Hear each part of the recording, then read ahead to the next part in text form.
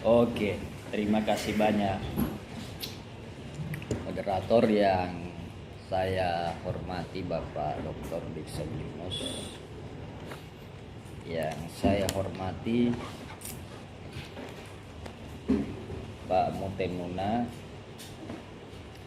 saudara yang teruji Muhammad Nipsu Sa'ban Kunuti.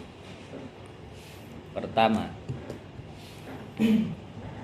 yang saudara maksudkan tinjauan otonomi desa itu apa? Apa yang Anda maksud soal tinjauan otonomi desa?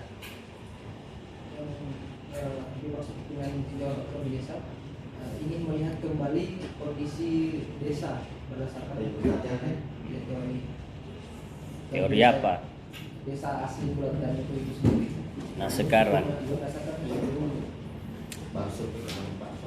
saya membaca tulisan ini, kemudian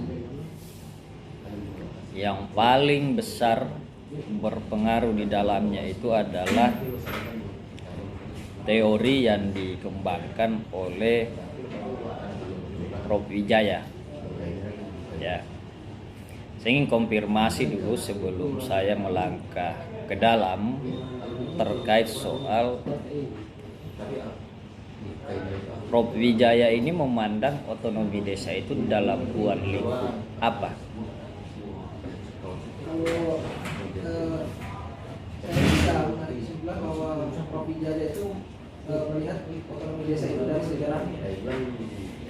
Nah, Dari sejarahnya. kan begini, konteks otonomi desa itu punya kaitan langsung persoalan undang-undang, khususnya Undang-Undang Nomor 6 Tahun 2014. Karena perdebatan tentang otonomi desa ini merupakan bagian dari perdebatan klasik yang dulu sebelum Undang-Undang Nomor 6 Tahun 2014 itu lahir, itu utopis. Mengapa utopis? Karena aplikasi otonomi desa ini itu hanya dalam konteks, tidak di dalam aksi. Ya, kalau kita bicara soal instrumen tentang wujud nyata di dalam desa. Dalam tahapan proses perkembangan, otonomi desa ini kemudian dilihat tidak hanya di dalam perspektif sejarah, ya, tetapi dilihat dalam aspek ada dua bagian. Pertama, otonomi desa itu dilihat pada sisi pemerintahan desa yang sifatnya otonom.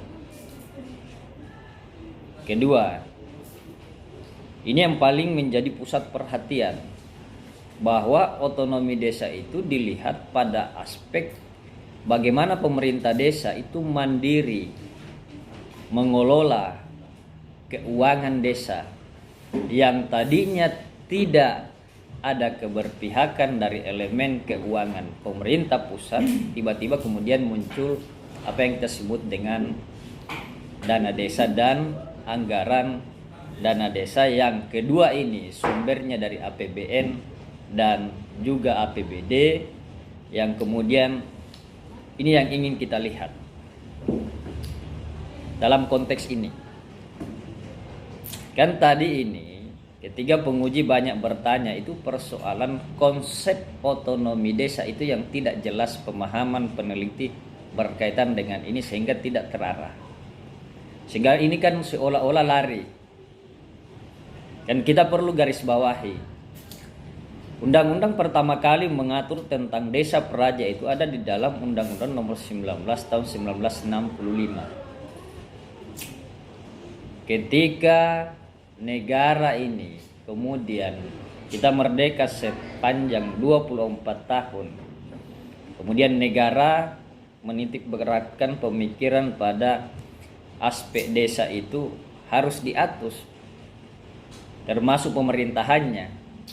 Meskipun pada waktu itu yang diatur adalah organisasi kelembagaannya, tapi kemudian pada sisi otonominya itu hanya sebatas orang melihat bahwa otonomi desa itu dalam perspektif persoalan sosial budaya. Kan tadi ini kan fokus pada dialog berkenaan soal bahwa otonomi desa itu adalah kearifan lokal. Otonomi desa itu adalah sosial budaya. Tapi kalau kita lihat implikasi dari Undang-Undang Nomor 6 tahun 2014, justru yang orang lihat saat ini otonomi desa itu dalam perspektif bagaimana pemerintahan desa itu otonom dalam aspek-aspek kemandirian untuk mengelola keuangan. Dan inilah wujud pertanggungjawaban yang ingin dilihat pada aspek pola sebaran implikatif yang berjalan sejak 2015 sampai dengan 2023 ini, yang kemungkinan akan berlanjut di 2024, dan kita belum tahu persis seperti apa keberpihakan gambaran ke depan berkaitan soal otonomi desa ketika kita bicara dalam konteks kepemimpinan 2024 sampai dengan 2029. Itu pertama. Karena itu otonomi desa yang bulat, asli dan utuh menunjukkan bahwa pendekatan pada persoalan hak asal usul yang ada di desa. Misalnya tadi kamu menyebutkan soal aspek nilai otonomi desa dengan pendekatan sosial budaya pada sisi gotong royong yang mulai berkurang. Ini bukan rahasia. Karena memang prinsip kolektivisme dulu, atau yang biasa kita sebut dengan istilah Indonesia adalah konsep masyarakat gotong royong, itu kan sekarang dileburkan akibat karena persoalan penerapan otonomi desa yang punya kaitan soal bagaimana tata kelola pemerintahan otonom di dalam pengelolaan keuangan desa. Kan ini yang terjadi sekarang.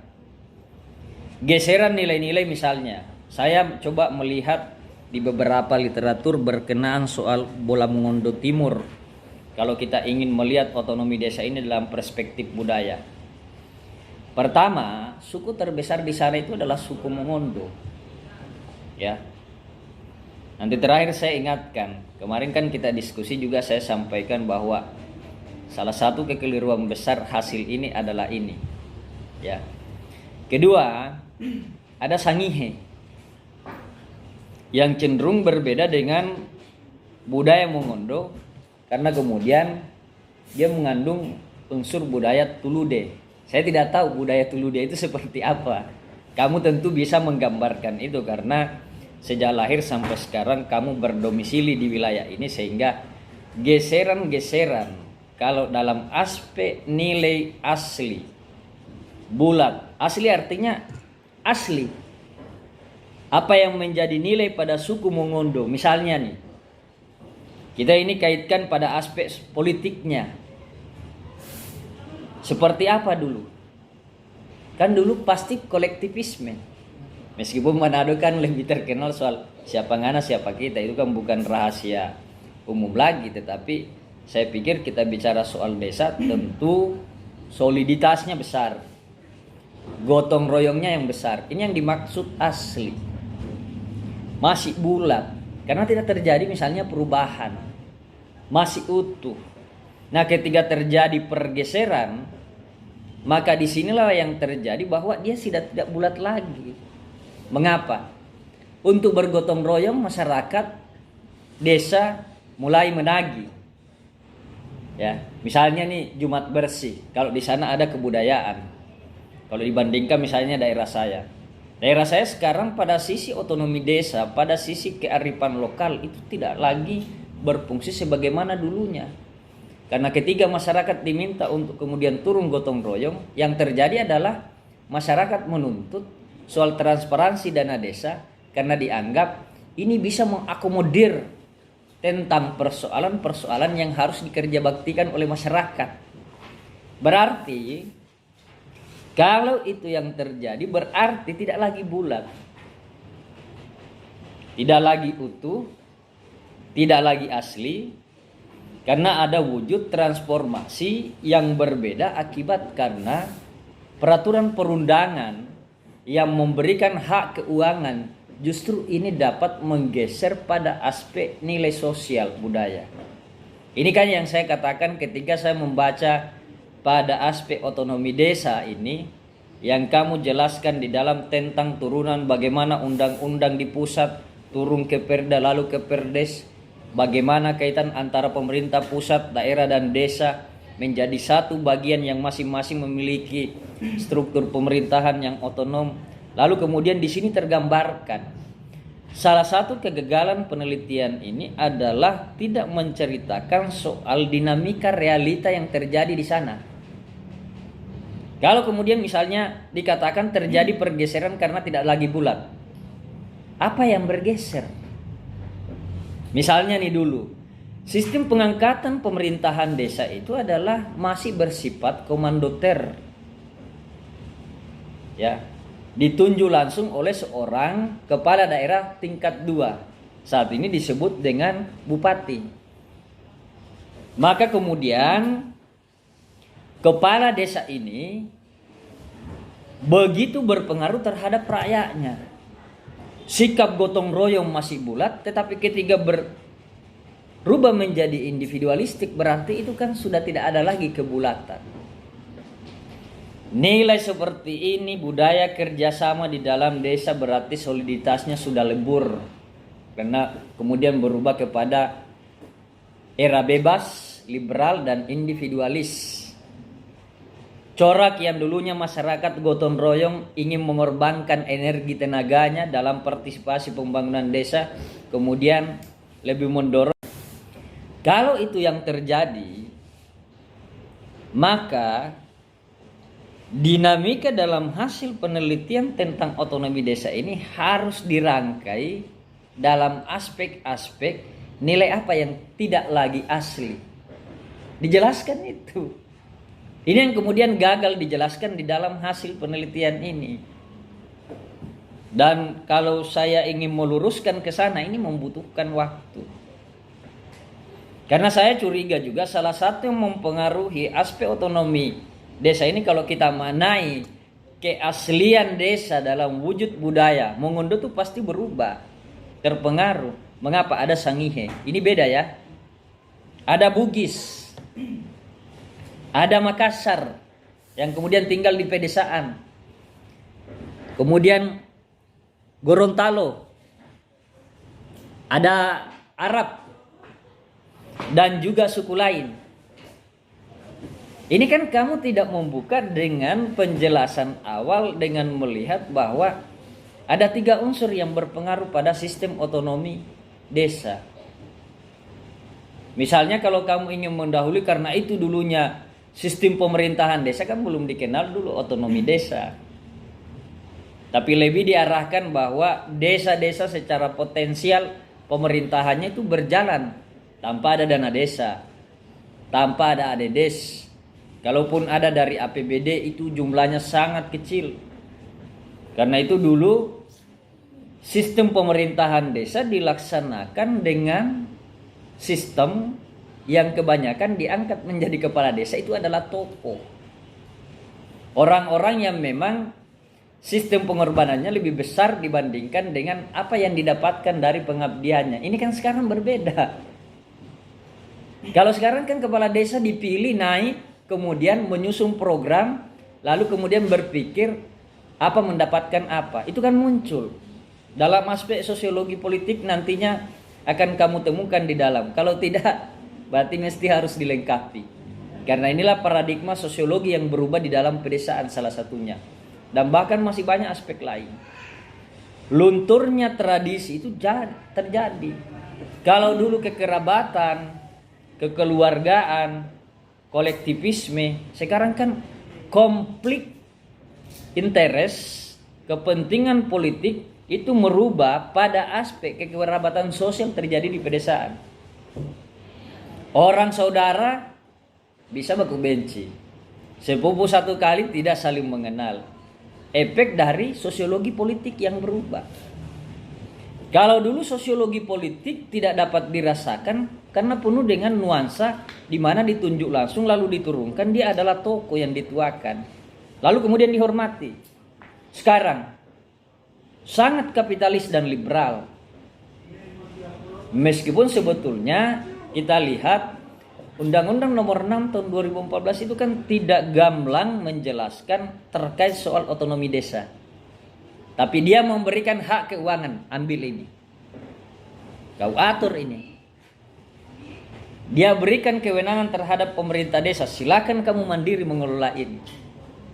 Olah potensinya. Sehingga ekonomi ini bangkit.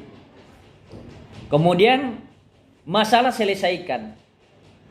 Kamu tulis di dalam Perdes. Termasuk ini menjadi kelemahan. Kalau dulu kan kita tidak mengenal Perdes. Tidak ada apa-apa yang mau disahkan. Tapi ketika Undang-Undang Nomor 6 ada, mulailah dikenal. Secara terbuka, transparan, karena tuntutan publik terhadap penggunaan keuangan desa itu hampir semua kelompok kepentingan itu lari ke sana, termasuk daerah. Jadi tidak semata-mata bahwa desa itu dalam konteks keuangan ya mandiri, tidak. Karena kadang-kadang kepentingan pilkada yang diambil itu dana desa. Misalnya di kabupaten kemarin begitu. Kalau jumlahnya 181 diambil 75 juta per desa dalam rangka untuk kumpul, itu kan pelanggaran sebetulnya. Dalam konteks berkaitan soal keuangan desa dalam perspektif otonomi desa, karena keuangan desa itu adalah keuangan yang terpisah dengan keuangan daerah. Maka tidak boleh diutang.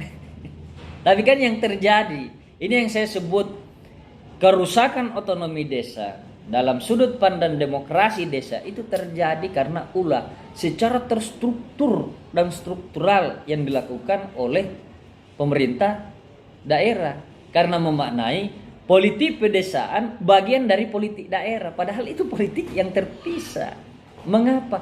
Prosesnya yang berbeda. Ada beberapa otoritatif yang bisa disambungkan, tetapi persoalan politik desa dengan politik daerah itu kemudian jangan disatukan, apalagi dalam bentuk aspek penggunaan keuangan.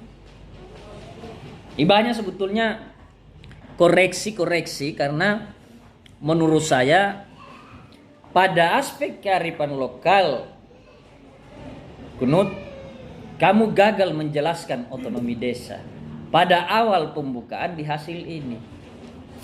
Saya membaca sepintas, tidak sampai 5 menit, tapi saya membaca bahwa yang kau urai otonomi desa itu sebetulnya lari pada kebijakan yang mengikat pada pemerintahan otonom dan keuangan desa, yang 2 dimensi ini kamu tidak bahas. Kamu bisa buka dari awal sampai akhir, bicara soal otonomi desa. Kamu hanya bicara soal bagaimana hubungan daerah dan desa. Kamu tidak bahas soal apa pemerintahan otonom. Kamu tidak bahas soal keuangan desa. Apalagi kearifan lokal yang menjadi nilai sebagai bagian yang tidak bisa kita pisahkan soal otonomi desa itu. Ini kan bagus sekali nih, kalau misalnya kamu masuk tinjauan otonomi desa di kabupaten, kau jelaskan dulu itu. Otonomi desa bulat, asli dan utuh begini. Fenomena yang terjadi di Kabupaten Bola Mongondo Timur kemudian diperoleh terjadinya proses pergeseran. Karena tradisi gotong royong kemudian berubah menjadi individualis, ketergantungan pada keuangan desa. Nilai solidaritas kemudian terpecah akibat karena politik pemilihan secara langsung yang membuat tingkat konflik menjadi lebih terbuka. Itu akan tergambar. Dari situ kemudian kamu lanjutkan. Bagaimana bentuk pemerintahan otonom yang terjadi? Apa efek? Kalau dulu pemerintahan modelnya begini, dia tidak punya anggaran, tapi jiwa pengabdian seorang kepala desa itu penuh dengan dedikasi terhadap masyarakat desa. Saya pernah teliti desa. Ada kepala desa yang pagar desanya itu selama berkuasa menjadi kepala desa 30 tahun, nanti diganti setelah lahirnya undang-undang yang membatasi soal masa periodisasi di masa reformasi. Orde Baru dibatasi tapi dia lanjut. Dia pagar tuh desa, semua dusun. Karena dia ingin melihat itu akibat karena dia adalah salah satu pengusaha kelapa sawit yang punya tanah satu gunung. Kalau itu agak sulit itu. Karena memang kemampuan ekonomi seorang kepala desa ada. Harusnya kan kamu mampu mengurai di sini bahwa pemerintahan otonom nih begini. Dulu begini, sekarang begini. Yang bergeser begini. Sehingga otonomi dalam aspek pemerintahan otonom begini. Lalu kamu lanjut dengan persoalan keuangan. Struktur keuangan desa dulu kan tidak terlalu panjang dibahas karena memang dulu tuh tidak ada uang. Kepala desa itu ya pengabdi. Kepala desa dulu yang dipilih itu adalah PNS yang dipilih untuk didudukan sebagai tokoh, dibantu oleh bina desa untuk melihat bagaimana desa ini. Karena itu dulu kan program gotong royong. Sekarang kan pemerintah pusat, kemudian sistem padat karya itu programnya Orde Baru. Yang kemudian masuk periode kedua Jokowi, sistem padat karya itu ingin dikembalikan. Padahal itu Soeharto punya. Saya masih kecil. Dulu di mana kelompok-kelompok TNI apa itu berkemah. Ada jambu mente dia tanam.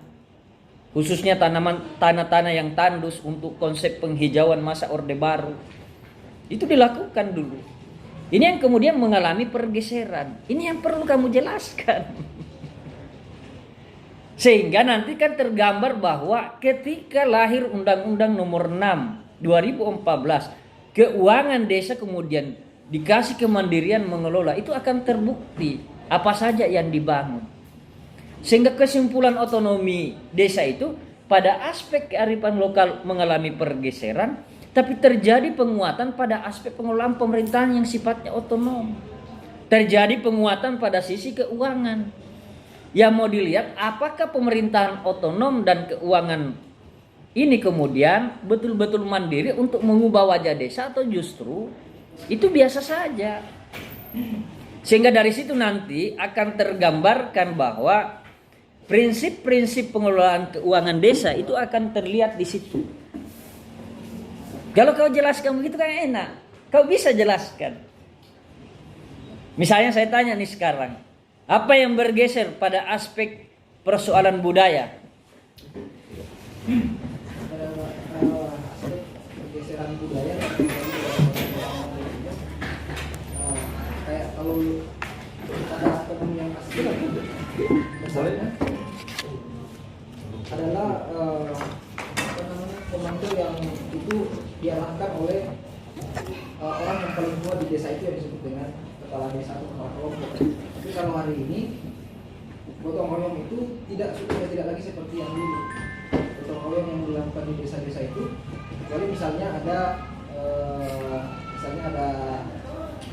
pengecoran misalnya jembatan atau misalnya masjid gitu. Itu yang hadir bukan karena bukan karena komando, tapi karena mereka satu barisan gitu.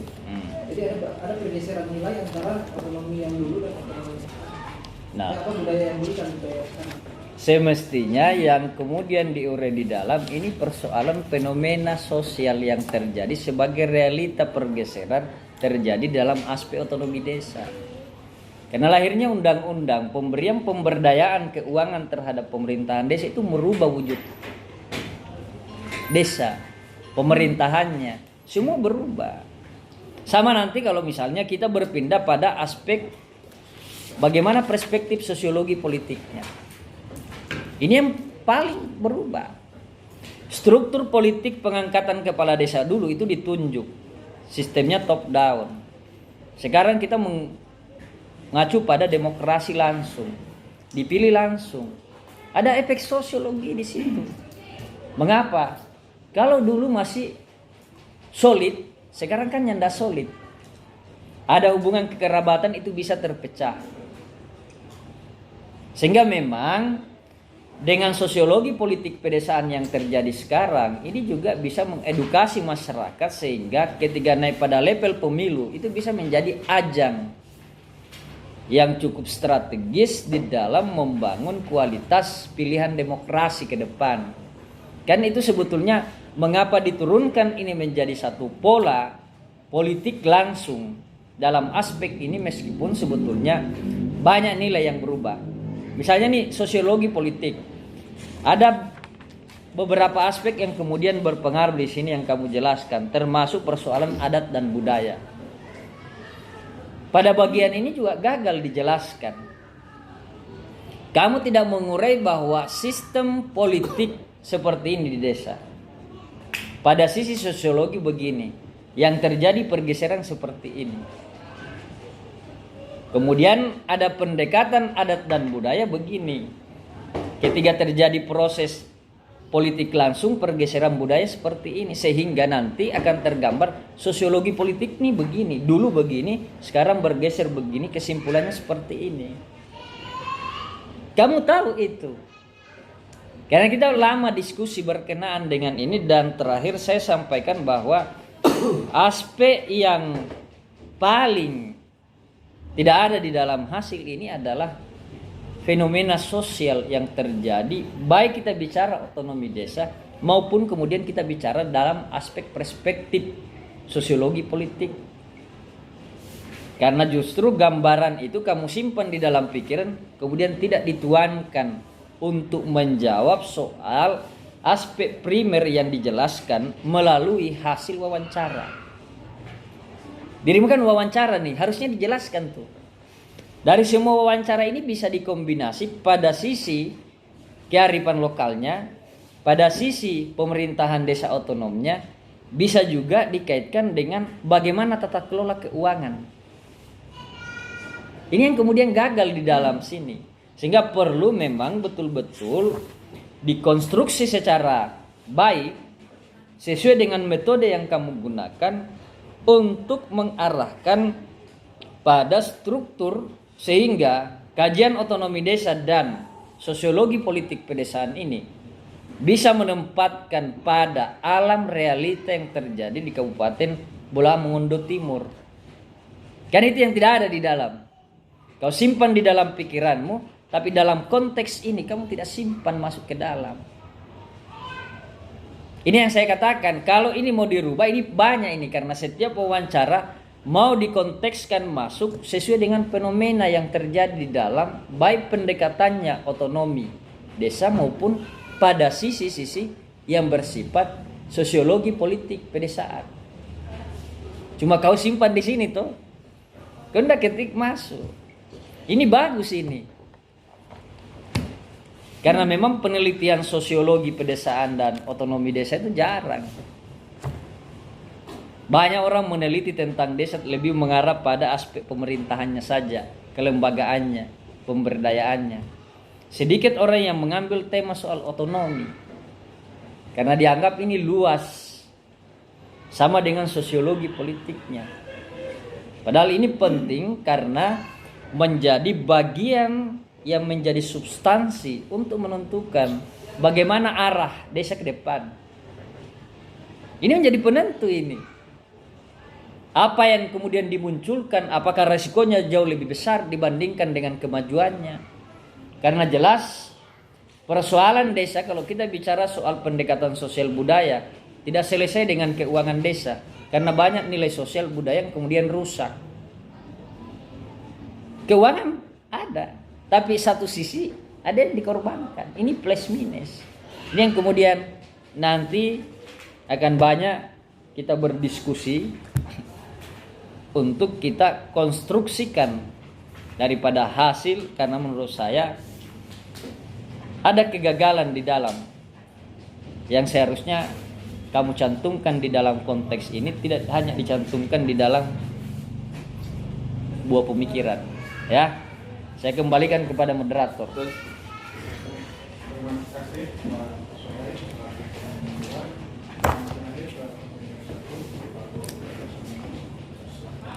Terima kasih.